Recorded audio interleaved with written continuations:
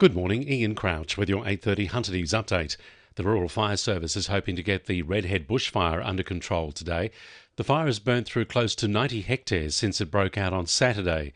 There was a flare-up overnight, with crews putting in a backburn along Oakdale Road. Meanwhile, fresh crews are being brought in to continue work on bringing the massive Bulahdelah fire under control. It's burnt through more than 4,600 hectares since last Thursday. A National Parks firefighter tragically died on Sunday night when a tree fell on him, and at least 4 homes have been lost. Lake Macquarie Council is pleading with the community to take heed of closure tape across the Fernley track due to safety issues in the wake of the Redhead bushfire.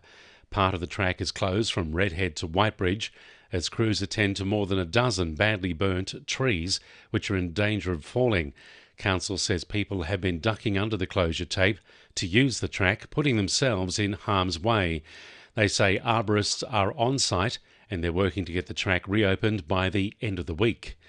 Lake Macquarie Council is on the hunt for thieves who stole 25 tonnes of sandstone slabs. Peter Hislop reports. First it was copper and bronze. Thieves stole a bronze kayak artwork on the new Fernley track near Belmont in January. RSLs have also had a meltdown over plaques stolen across the region this year, suspected taken and torched for a quick buck, but no one saw this coming. Council is seeking information to help track down block-headed thieves who made off with 23 huge sandstone blocks installed beside the esplanade at Spears Point. It wouldn't have been easy, with each block weighing 1.1 tonnes and are over 2 metres wide, and will cost $10,000 to replace.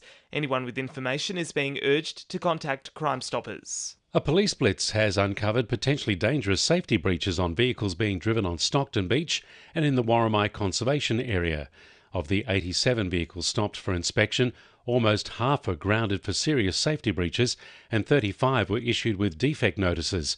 Meanwhile, police handed out 30 speeding tickets, with one driver caught doing 169 km per hour in an 80 zone on Lemon Tree Passage Road. The driver was fined just over $3,000 and had their licence suspended for 6 months. Maitland MP Jenny Aitchison says the state government does want to hear from residents on future uses for the Maitland Hospital site and has shut down speculation the site would be flogged off to private developers.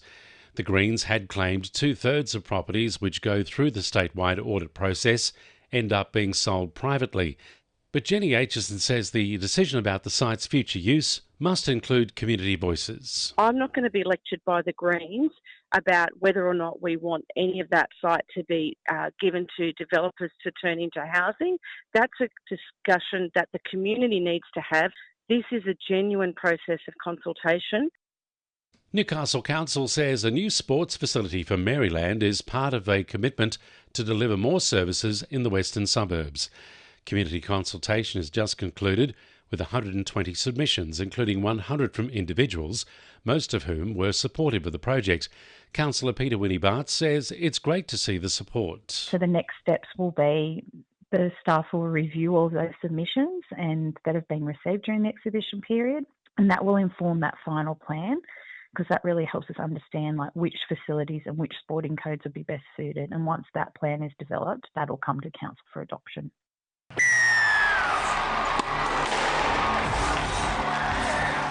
2NURFM Sport. Melina Ayres' 100th A-League women's appearance ended in disappointment after her side fell to their first loss of the season, 4-1 to the Central Coast. Jets skipper Cassidy Davis told Paramount Plus she's unhappy her side couldn't have put in a better performance for the Strikers' milestone match. Yeah, not the game we wanted for Mel. Obviously, such an amazing player in person, and to play 100 A-League games in 11 years says enough. Newcastle's Kiva Bray is gearing up for her WBBL finals debut with the Sydney Sixers after securing a top 4 finish with a win in the final match of the season. The 16-year-old has played in all of her side's matches this season, taking 8 wickets at 22 and an economy rate of just under 7. The Sixers will face the winner of tonight's match between the Perth Scorchers and Melbourne Stars for a spot in the grand final against the Hobart Hurricanes.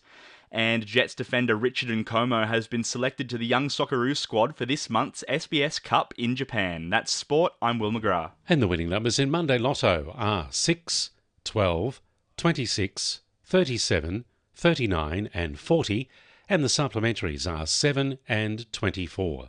And now you're up to date with the latest 2NURFM Hunter News.